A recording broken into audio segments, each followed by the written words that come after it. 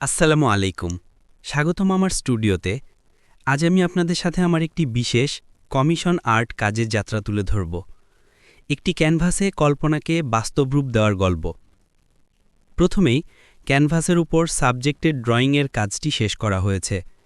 যেহেতু এটি ছিল একটি কপিওয়ার্ক বা রেফারেন্স ছবি থেকে আঁকা পোর্ট্রেট, তাই ড্রয়িংয়ের ধাপটি আমি অন্যান্য কাজের চেয়ে অনেক বেশি সময় নিয়ে ডিটেইলসভাবে সম্পন্ন করেছি।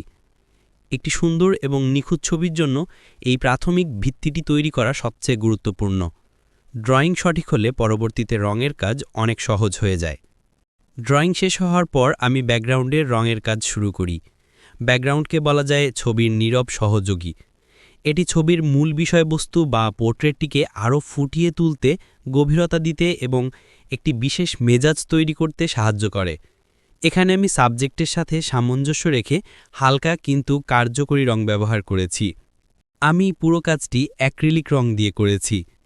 এখন আমরা ছবির সবচেয়ে চ্যালেঞ্জিং এবং মূল ফোকাস বা সাবজেক্টের উপর কাজ শুরু করেছি।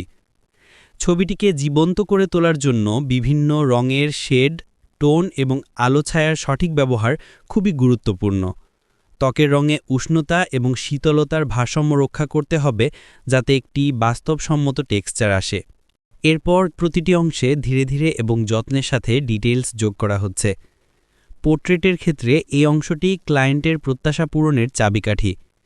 চোখের এক্সপ্রেশন, যা ছবির প্রাণ, ত্বকের টেক্সচার বা মসৃণতা, কাপড়ের ভাঁজ এবং তাদের নিজস্ব ঔজ্জ্বল্য, এই ছোট ছোট এবং সূক্ষ্ম কাজগুলোই একটি কমিশন পোর্ট্রেটকে ক্লায়েন্টের কাছে বিশেষ এবং ব্যক্তিগত করে তোলে।